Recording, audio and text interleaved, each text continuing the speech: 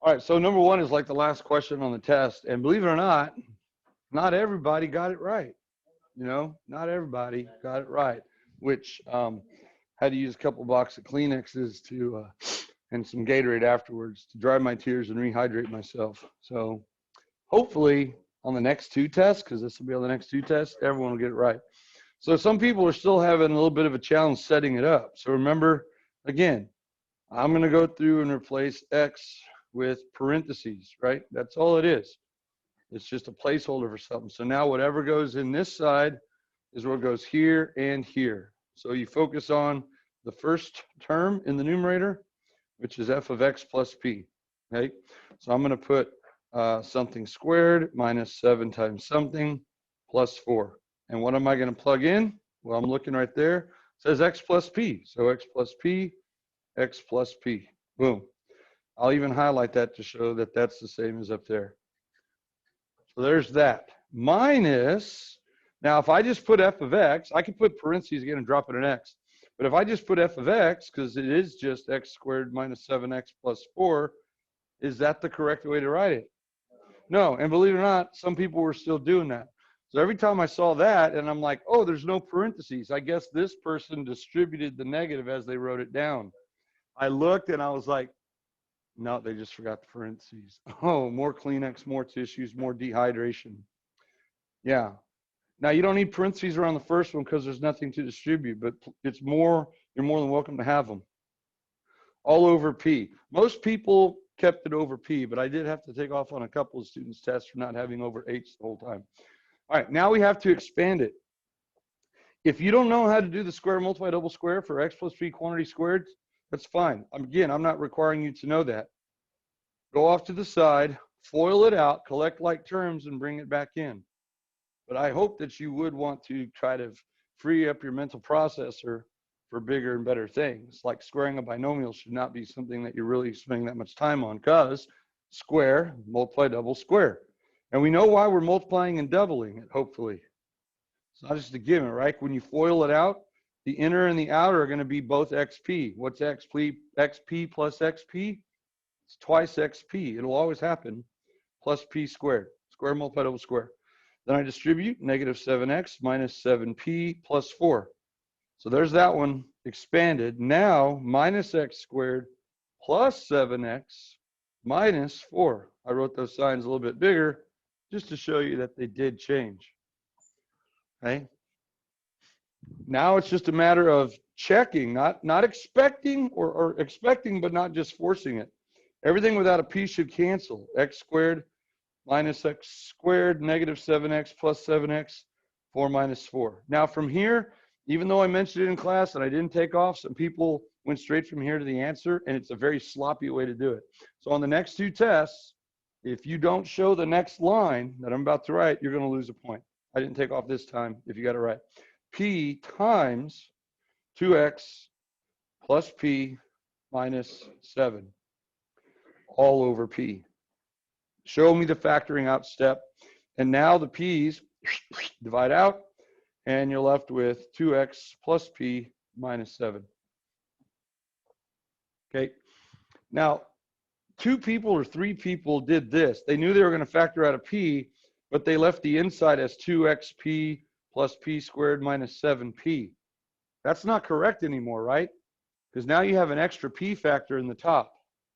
If you're factoring the p out front, it should already be divided out from inside the parentheses. Does that make sense?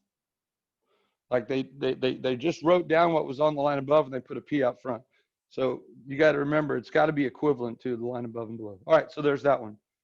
These should not be surprising anymore to you. I mean, they're all pretty much done the exact same way. So once you get it, you get it.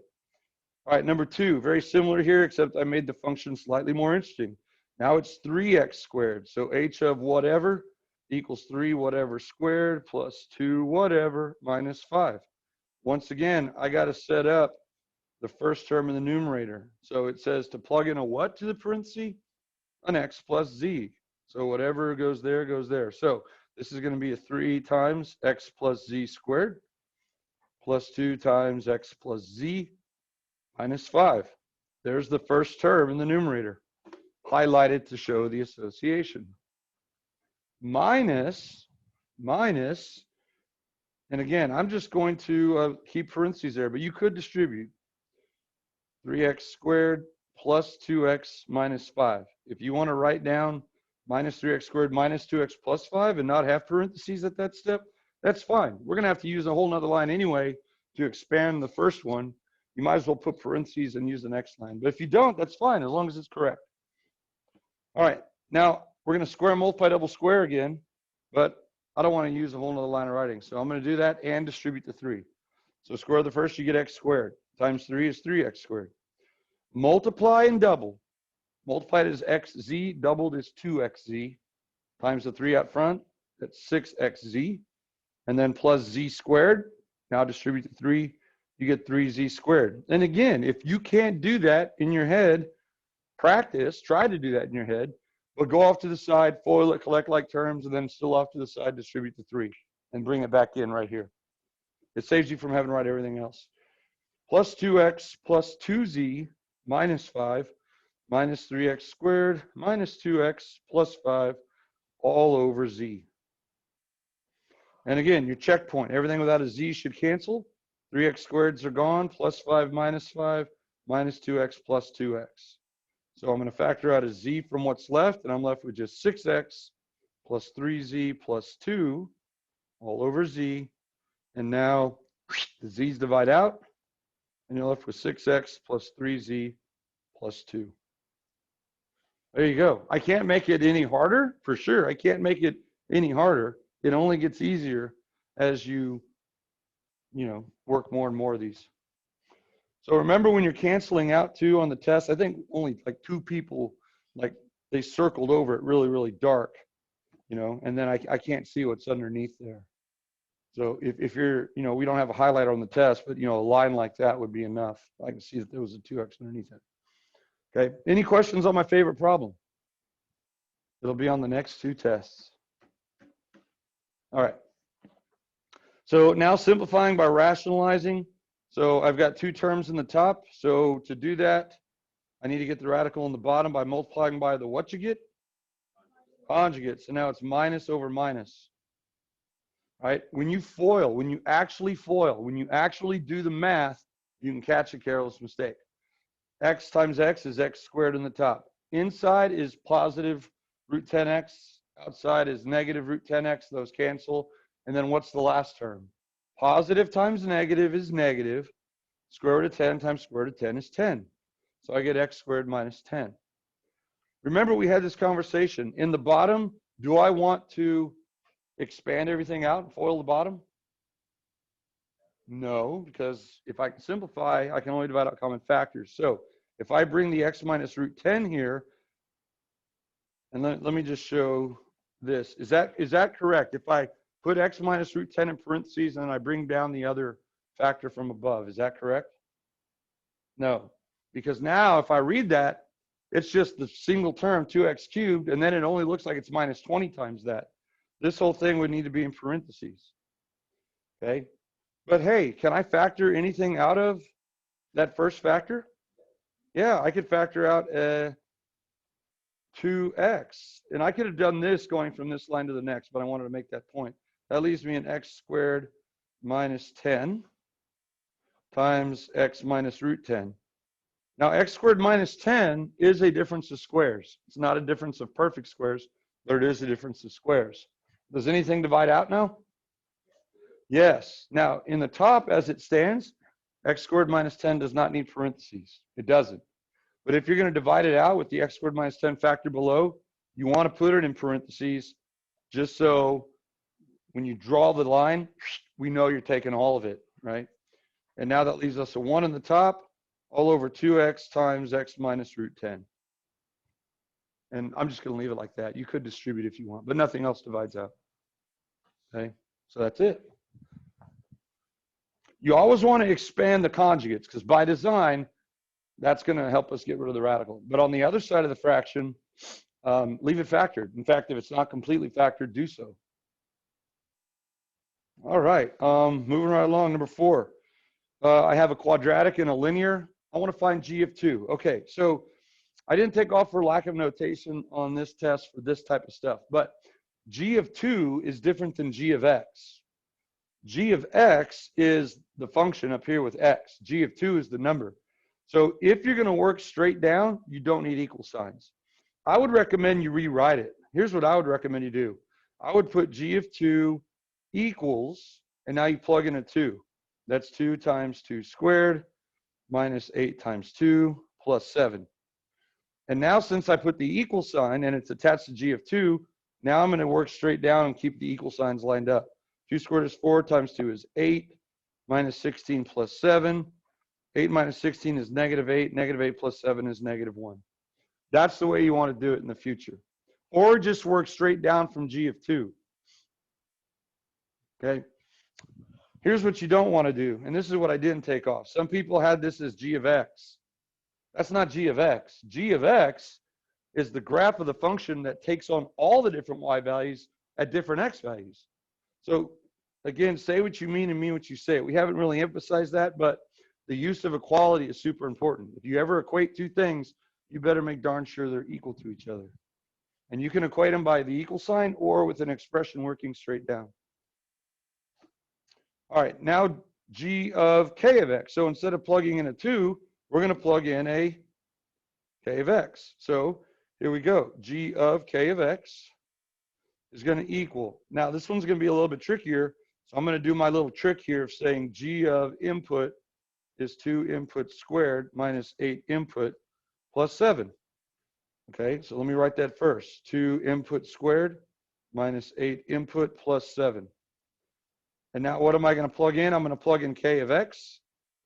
K of x, though, is negative 3x plus 4. So you don't want to get your compositions backwards either. This is k sitting inside the g function. All right, so there's the setup. From there, you could just expand it out. Let's see if we could do that. Square multiply double square and distribute the 2. Negative 3x quantity squared is 9x squared. Times the 2 out front, that's 18x squared. When you multiply those together, you get negative 12x, right? Negative 12x. Doubled is negative 24x. Now distribute the 2. Negative 24x is negative 48x. Square the last, you get 16. Times the 2 that's out front, you get plus 32. So not only should you be able to square multiply double square, you should be able to do that and distribute something out front. And then we distribute the negative 8 and we get positive 24x minus 32 plus 7. And now we just collect like terms. 18x squared, that's going to be minus 24x. And then the 32's cancel and we're left with plus 7.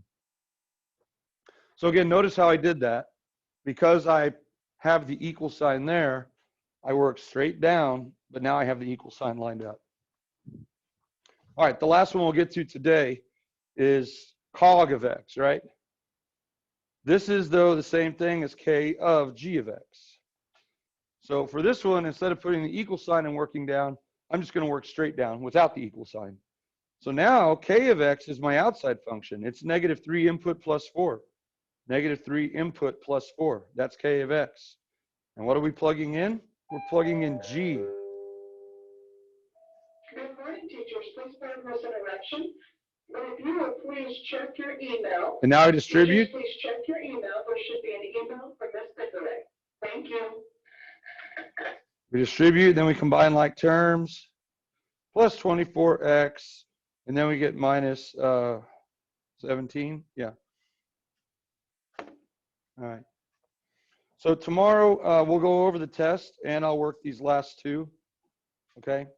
And then we'll talk about when the retest is. But right now, tentatively, we're looking at Tuesday. I would do Monday, but I'm afraid too many people would forget to come in on a Monday morning before school.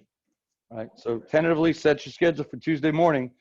Check your ascender grade. If it's below 70, just plan on retesting because it doesn't look good. Even if you got a 68 and you don't retest to get those 2 points back, it kind of sends a message to me that you don't follow the only rule I have in class, which is to what? Care. All right. Okay. Yes. If you're done with it, yeah, you can turn it in. I haven't finished going over it, but yeah, if you're done with it, you can turn it in. We can still go over it tomorrow. It's just going to be a completion grade anyway, so we can still go over it tomorrow after it's due, and you can still write down the right answers, okay? So if you didn't finish it, make sure you finish it for homework. Use your notes, use your math buddies. This is not a take-home test or anything. Work a little bit, sweat a little bit to figure out how to do it. All right, y'all have a good day.